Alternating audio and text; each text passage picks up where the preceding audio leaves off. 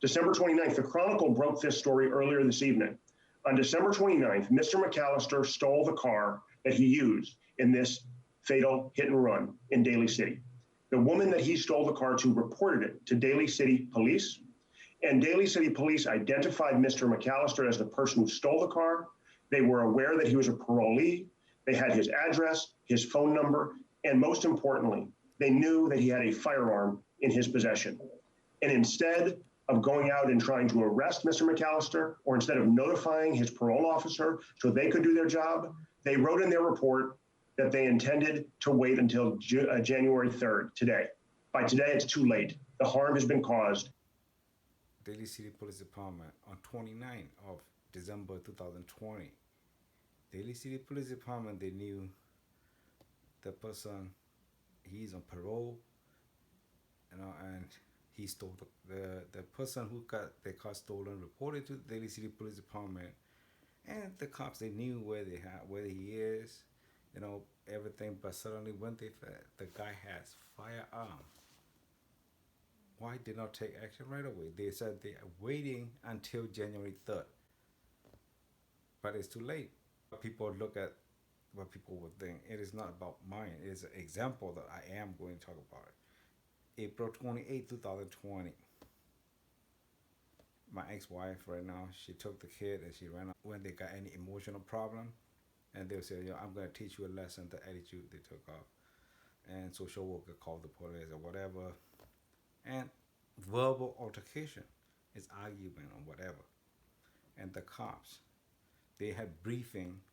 They created all kind of plan and came to my house. Within 2-3 hours, they arranged everything. More than 10 came to my house. So there were at least 5 surgeons, detectives. Everybody came up with a SWAT. Came to my house. There was no warrant, nothing. But they just make up themselves, or it's a falsified emergency protective order. One thing within 2-3 hours, and then took me, arrested me without warrant. Just got, stormed into my house, took whatever they arrested me, searched the house, took my personal properties, everything they took, no record.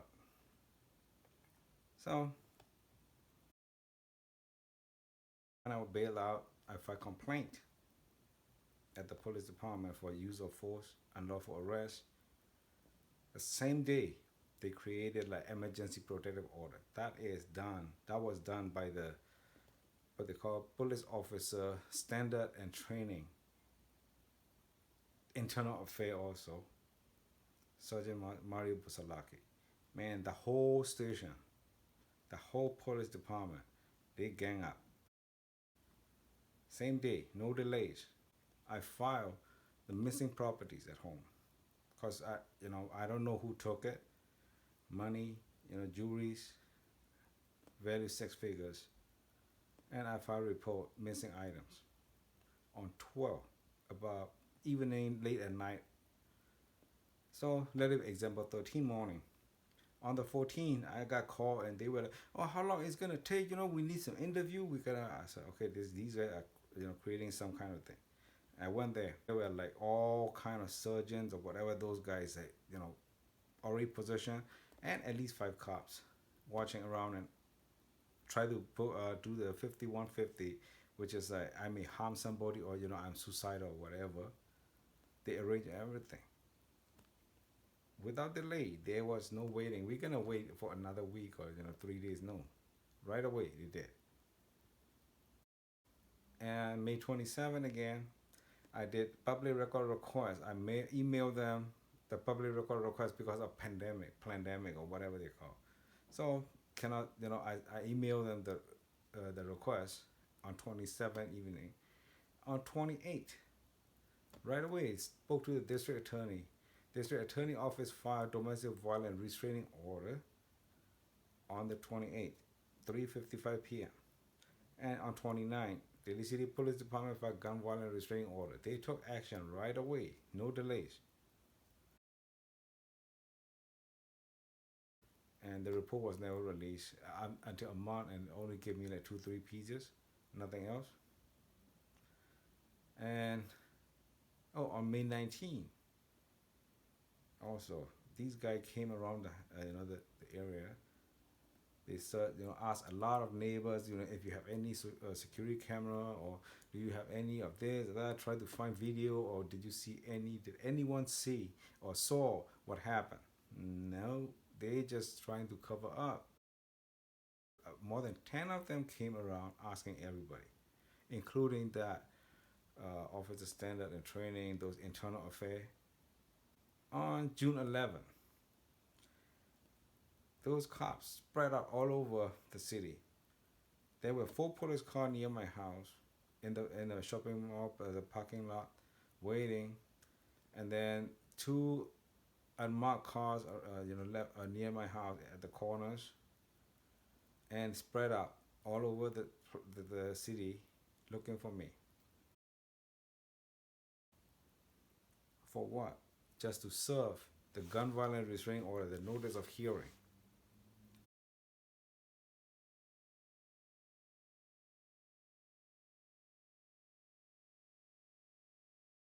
They spent more than 5-6 hours looking for me on that day. No problem, no delays. Right? They spent a lot of time, effort. And July 14, I follow up with the complaint I filed on May 7. The email sent on July 15, about 4 p.m. About 10 of them, unmarked car, and then plain clothes, waiting near my house, and for me to leave. And once I walked out, boom, surrounded me, arrested me. They said we have an arrest warrant.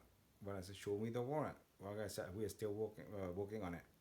And one guy said, handcuff me, and they said, oh, we are still, we are just detaining you. You are not under arrest. And one guy said, did you bring the cage vehicle? Oh, another guy said, yes, and brought me and put me in. I said, you guys said you're detaining only? Yes, we have questions to ask at the station. Booked me at the jail. No warrant. And in January, whatever in the middle, leave it alone. On January 7th, I emailed the social worker who called the police at the beginning when the other woman asked for a shelter or whatever, a place. I asked her, this is what happened. Now it's already been 8 months. There is nothing that just keep doing it. Can you just fix whatever it has been caused? No violence, nothing. That was sent out in the evening. On the 8th, Daly City Police came to my house, tried knocking on the door for a while. It was, I think, it may be around 2 p.m. or 1 p.m. or 1:30 p.m. or 2 p.m. around that. I was not home. And when I came back, I went to the city, to San Francisco.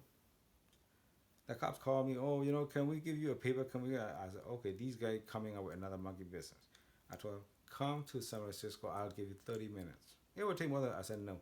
From now, I look at the time. I told them 3:10 right now. If you don't come here by 3:40, you will not find me. And I told them, come alone. No guns, no ball, no gang members. No, came up 2 guys. Called, SFPD, everybody arranged already. They show up, but for what? Just to serve me the emergency protective order. It said I cannot contact the social worker. So,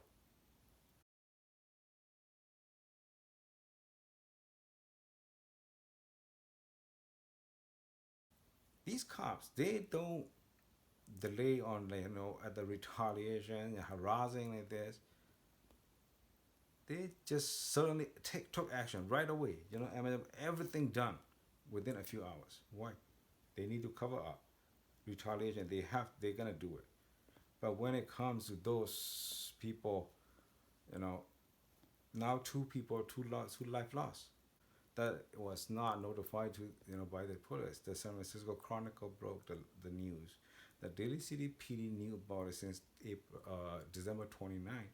And in the report, they said they were going to do something on January 3rd, and the person that there were 2 lives lost on New Year's Eve. Why? This is what we call how the Daly City Police Department, most of the police, that's the way I see it. That's how they do. When somebody, those violent people, whatever, they will not do anything. They will just wait until somebody get killed and another one. The first thing they do is the officer's safety. Because if the guy, they said the guy, they knew the guy had a firearm, they won't go there, they won't do anything because they're so scared. This is how it worked in place. And people say, oh, the world do not revolve a lot around you. I'm not talking about me. I'm talking about what have these guys doing. A lot of people, innocent people, people got nothing to do with it because if I complain or this is something, the police got like the ego, these Daly City PD, they did something wrong and they cover up. This is what they do. For me, everything was covered up. They did all the things 8 months, non-stop. They won't delay, but for those violent crime or whatever they delay, they tell a lot of people got hurt.